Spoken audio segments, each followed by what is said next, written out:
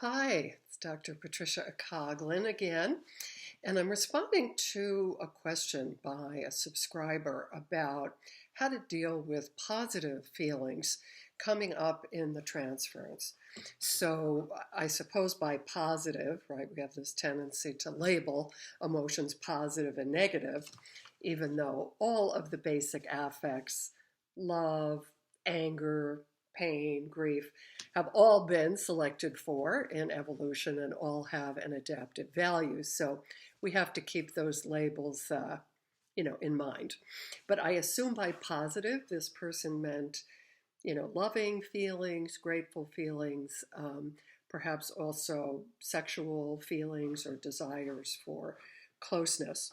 So we would not deal with these feelings any differently than we would deal with painful feelings or angry feelings. First of all, we want to have some evidence that these feelings are generating anxiety and being defended against to decide whether they're really something we need to investigate therapeutically. So if the patient comes in and without, again, anxiety or defense is able to say, I feel so grateful to you. I really appreciate our work together. I feel really close to you and supported by you. And I just wanted to thank you. Um, you know, there's not a problem, right? You can accept that. You might ask them, how they feel it inside. But again, whether it's, an angry feeling or a positive feeling, if the person has access to it, isn't anxious, isn't defending, can express it freely, it's not a problem. So first of all, we're going to want to see, are some of these positive longings for closeness or, again, feelings of love, a problem? Are they generating anxiety? Do you notice that the patient is actually pulling away? And then as you examine that, find out that there are positive feelings there.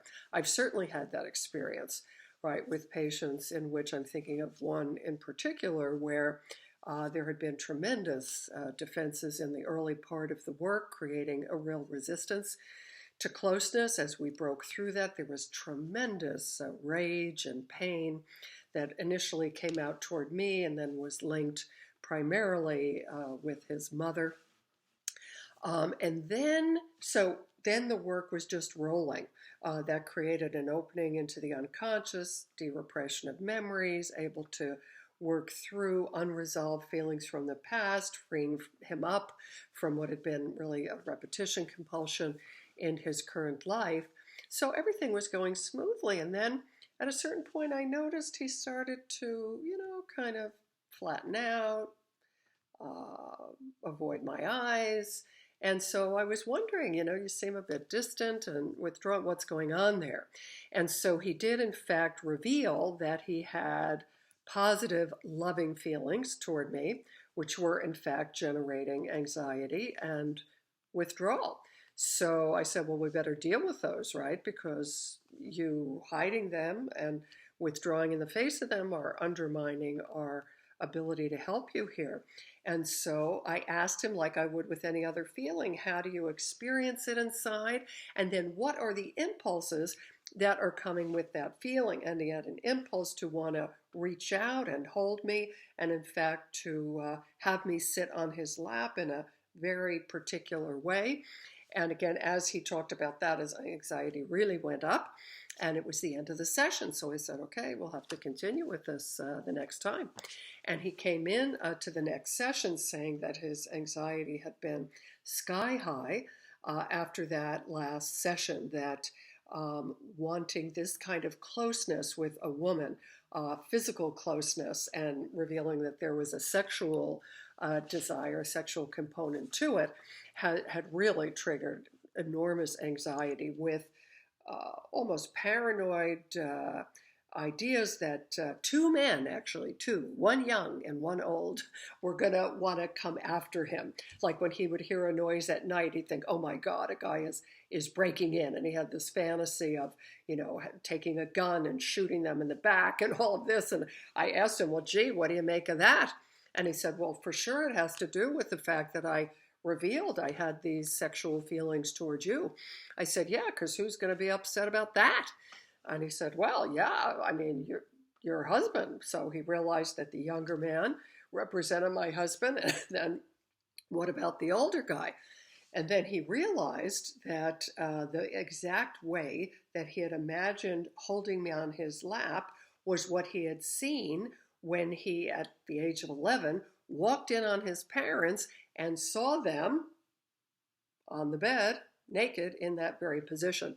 And so then we were able to work with, right, the very direct sexual erotic desires toward the mother and the murderous impulses toward the father who was in the way. So that's an example, right, of seeing that there were feelings coming up, positive feelings, eroticized feelings that were creating anxiety and defense, and they had to be dealt with in the same way we would any other. So sometimes, again, these positive feelings do have a sexual and erotic element which has to be explored, but not always, right? So you're just, again, going to want to be looking at the signature. How does that experience of those feelings show up in the body? And then what the impulses are that come with them. And sometimes it is just a more tender desire for closeness.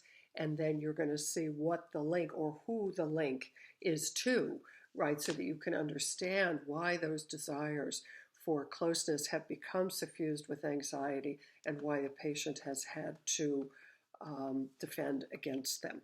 So I hope this helps. And again, I really appreciate your comments, your questions, and your feedback. So keep them coming. Thanks. Bye-bye.